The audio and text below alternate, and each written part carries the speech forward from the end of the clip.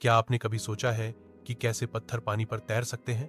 क्या यह संभव है कि हजारों साल पहले एक पुल समुद्र के ऊपर बनाया गया हो, वो भी बिना किसी आधुनिक तकनीक के?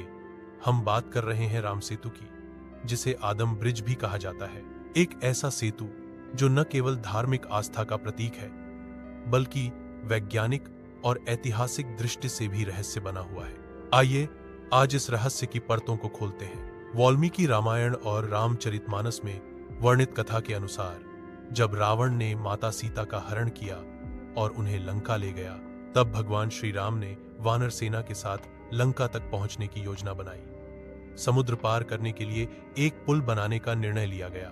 नल और नील नामक दो वानरों को यह विशेष वरदान प्राप्त था कि वे जो भी पत्थर पानी में डालें वह डूबेगा नहीं। जब पत्थरों पर राम नाम लिखा गया, वे तैरने लगे और इस प्रकार राम सेतु का निर्माण हुआ।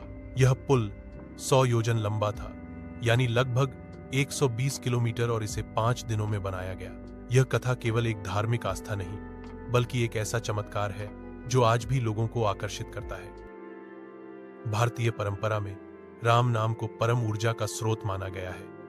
कहा जाता है, राम नाम में वह शक्ति है जो निर्जीव को भी जीवंत कर सकती है। कई संतों और साधकों ने अनुभव किया है कि राम नाम का जाप मानसिक और आध्यात्मिक शांति देता है। पौराणिक मान्यता के अनुसार जिन पत्थरों पर राम लिखा गया था, वे डूबे नहीं, क्योंकि उस नाम में ब्रह्मांडीय ऊर्जा थी। आज भी कई लोगों ने दावा किया है कि श्रीलंका के पास ऐसे पत्थर पाए गए हैं जो पानी पर तैरते हैं। क्या यह चमत्कार है या कोई भौतिकीय रहस्य?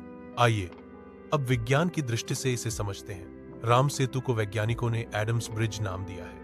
यह भारत के रामेश्वरम द्वीप से श्रीलंका के मन्नार द्वीप तक फैला हुआ है। नासा के सैटेलाइट चित्रों में स्पष्ट रूप से यह संरचना देखी जा सकती है। अब सवाल उठता है, क्या यह प्राकृतिक है या मानव निर्मित? कुछ वैज्ञानिकों का मानना है कि यह एक प्राकृतिक रेत और चूना पत्थर की श्रृंखला है, लेकिन भारतीय पुरातत्वविदों का दावा है कि यहाँ के पत्थर और उनके नीचे पाई गई संरचना प्राकृतिक नहीं, बल्कि व्यवस्थित ढंग से रखी गई है, जैसे किसी ने पुल बनाया हो।